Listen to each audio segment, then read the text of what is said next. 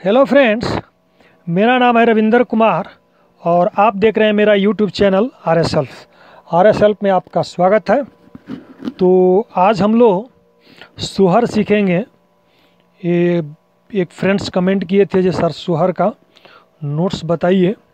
तो आज हम लोग सीखेंगे सुहर कैसे बजाया जाएगा। और पहले जो है थोड़ा म्यूजिक के साथ देख लेते हैं, उसके बाद जो है आपको मैं स्टेप बाय स्टेप बताऊंगा। सही है, तो चलिए हम कर देते हैं पहले म्यूजिक स्टार्ट और यहाँ से स्टार्ट होगा। कौने माँ से बाबा मोर बियाह कइले, कौने माँ से बाबा मोर बियाह कइले, कौने माँ से विदा कइले हो। ए लाला ना कौने माँ से सुतली से जरिया की देहिया मोरा भारी भइले हो। कौने माँ से बाबा मोर बियाह कइले, कौने माँ से विदा कइले हो। ए लाला ना कौने माँ से सुतली से जरिया की देहिया मोरा भारी भइले हो। अब इसके बाद इसका एक अंतरा भी है।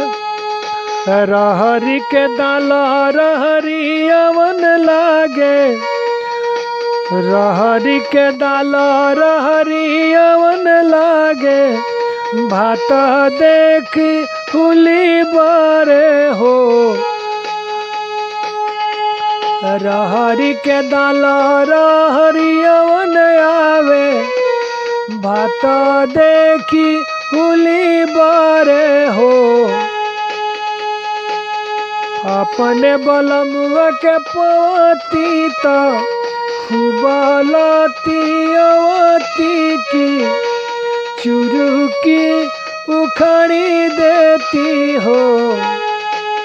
ये लाला ना खुबलती अवती तो चुरुकी उखाड़ी लेती हो। कौने माँ से बाबा मोर बियाह कइले, कौने माँ से विदा कइले हो। लाला ना कौने माँ से सुतली से जरिया तो देहिया मोरा भारी भइले। अब ये कर दिया म्यूजिक को स्टॉप। अब इसके बाद हम लोग देखेंगे इसको स्टेप बाय स्टेप कैसे हम लोग बजाएंगे। सही है,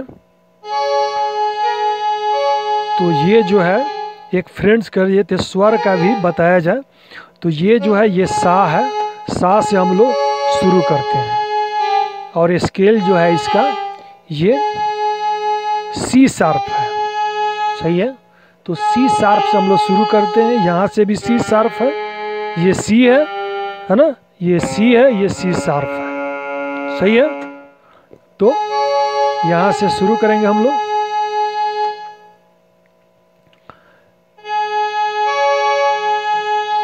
कौने माँ से, सही ना, देखिए कितना आसान है। कौने माँ से बाबा मोर बियाह कइले, सही है ना, एकदम इजी है।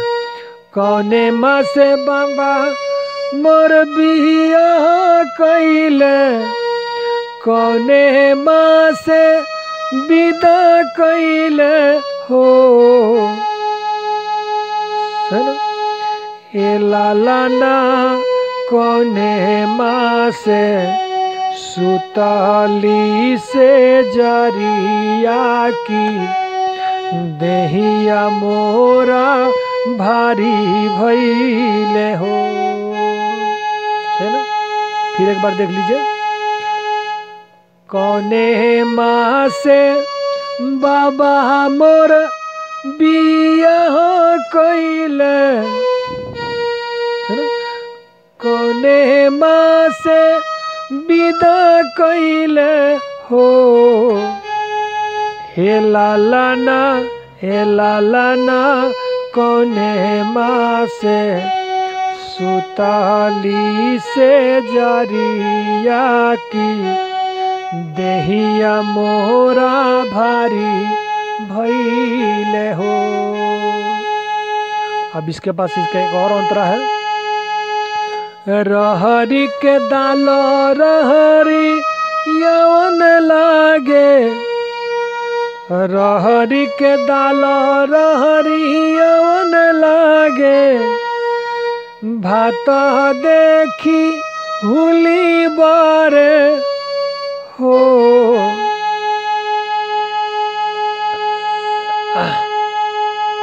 ए लालना अपने बलमुआ के पवती तो खुबालती यवती नु हो। ए लालना लातन खुबालती यवती चुरुकी उखाड़ी लेती हो। कौने माँ से बाबा मोर बियाह कैले, कौने माँ से विदा कैले हो। ए लालना कौने माँ से सुताली से जरिया की देहिया मोरा भारी भइले हो। अब इसके बाद जब बढ़ जाए उंगली तब दोनों हाथ से बैठिएगा। कौने माँ से बाबा मोर भी यहाँ कैले, कौने माँ से बाबा मोर भी यहाँ कैले, कौने माँ से विदा कैले हो। ए लालना कौने माँ से सुतली से जरिया की देहिया मोरा भारी भइले हो। लालना कौने माँ से सुतली से जरिया की देहिया मोरा भारी भइले है। इसके बाद जब हाथ बढ़ जाए तो म्यूजिक बजा लीजिएगा और म्यूजिक बजा करके फिर चालू कीजिएगा।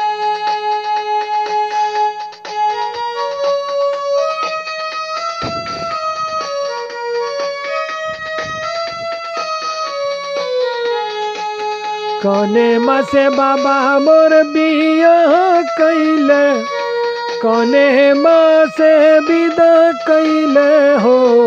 लालना कौने माँ से सुताली से जरिया की देहिया मोरा भारी भइले हो।